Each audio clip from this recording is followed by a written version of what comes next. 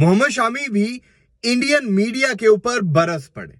यार ये हिंदुस्तानी मीडिया को जब मैं अपनी वीडियोस में फ्रॉड कहता था, झूठा कहता था, फेक कहता था, कार्टून नेटवर्क कहता था, तो बहुत सारे जो इंडियंस हैं उन्हें ये बात बड़ी बुरी लगती थी। और सिर्फ मैं नहीं कहता था, हमारे पाकिस्तान की साइड से बहुत सारे ऐसे व्लॉगर्स हैं, यूट्यूबर्स हैं, हमारे यहाँ पे जर्नलिस्ट हैं जो हिंदुस्तानी मीडिया को हमेशा से फ्रॉड कहते आए हैं, लेकिन इंडियंस को ये बात बड़ी बुरी लगती थी।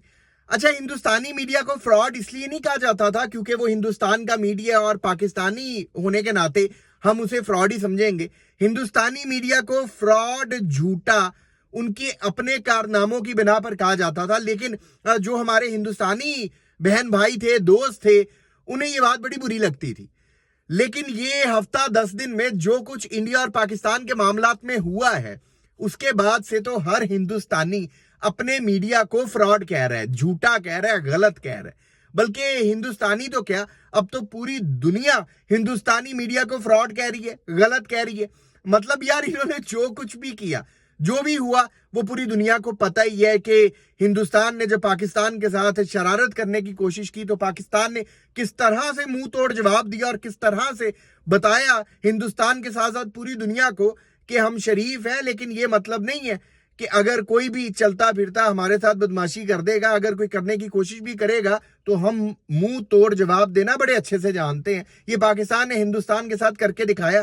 फजर से लेकर असर तक हिंदुस्तान की बोलती बंद कर दी। वो 4-5 दिन पंगा ले रहा था पाकिस्तान के साथ, फिर जो कुछ हुआ पूरी दुनिया जानती है।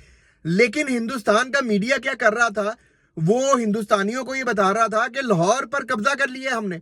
बल्कि जो लाहौरी दोस्त हैं, मेरी उनसे बात हुई, वो कहते भाई इंडियन मीडिया देखकर हमें तो ऐसा लगता था घर से बाहर निकलेंगे तो भारत की फौज खड़ी होगी। वो कह रहे थे हालात बड़े कशीदा है, बड़े खराब है, हमारे ऐसा कोई मामला ही नहीं था। कराची वाले ये समझ रहे थे कि यार हिंदुस्तान का मीडिया तो कह रहे हैं कि कराची पोर्ट तबाह बर्बाद हो गई है, तो हमारी पोर्ट तो ठीक ठाक थी। हम ये बात सोच रहे थे कि ये हिंदुस्तानियों ने किसकी पोर्ट तबाह कर दी है, क्योंकि कराची पोर्ट पर तो एक तिनका नहीं टूटा। तो इनका जो मीडिया बुरी तरह से इनके अपने लोगों के सामने एक्सपोज हुआ। अब पूरी दुनिया, हिंदुस्तानी खुद अपने मीडिया को फ्रॉड कह रहे हैं। लेकिन मोहम्मद शामी की जो बात मैंने शुरू में बताई आपको, मोहम्मद शामी क्यों बरस पड़े हैं हिंदुस्तान के मीडिया के ऊपर, इंडियन मीडिया के ऊपर, क्योंकि इंडियन मीडिया ने इस तरह की खबर चला दी कि मोहम्मद शामी टेस्ट क्रिकेट से रिटायर हो गए। मतलब यार पता नहीं कौन लोग हैं जो इनके इतने बड़े बड़े चैनल्स हैं, इनके रिसर्च पैनल में कौन से बंदे बैठे हैं, कैसी किस किस्म की रिसर्च करते हैं, कैसे इनके सोर्सेज हैं जो सिर्फ झूठ पर मबनी है। मतलब मोहम्मद शामी ने सोचा भी नहीं कि वो टेस्ट क्रिकेट से रिटायरमेंट लेंगे। इन्हें लगा कि रोहित शर्मा रिटायर हो रहा है, विराट कोहली रिटायर हो रहा है, तो शायद लगे हाथों मोहम्मद शामी भी रिटायर हो रहा होगा। और ये बात सिर्फ इन्होंने सोची नहीं, इनके मीडिया ने खबरें चला दी, बड़े बड़े चैनल्स ने। मोहम्मद शामी अब अपने इंस्टाग्राम पर स्टोरीज लगाकर बता रहे हैं कि भाई ये सब झूठ बोल रहे हैं। तो यार जो हिंदुस्तान का मीडिया है ना, इनसे किसी और ने तो क्या ही पनाह मांगनी, जो खुद हिंदुस्तानी है वो बचते फिर रहे हैं हिंदुस्तान के मीडिया के साथ।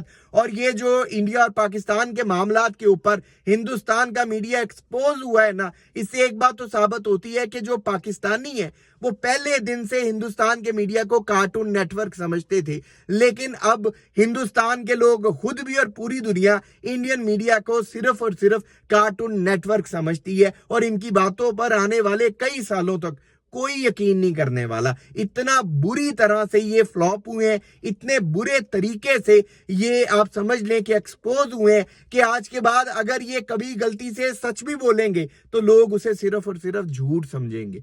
वीडियो में की बातों के हवाले से आप दोस्त अपनी जो भी राय रखते हो कमेंट सेक्शन में अपनी कीमती राय जरूर दीजिएगा। आपके कमेंट्स का इंतजार रहेगा। अगर अभी तक आपने इस यूट्यूब चैनल को सब्सक्राइब नहीं किया तो लाजमी कर लें, ताकि क्रिकेट से रिलेटेड अपडेट्स आप दोस्तों तक पहुंचती रहे। अपना बहुत ख्याल रखिएगा, दुआओं में याद रखिएगा।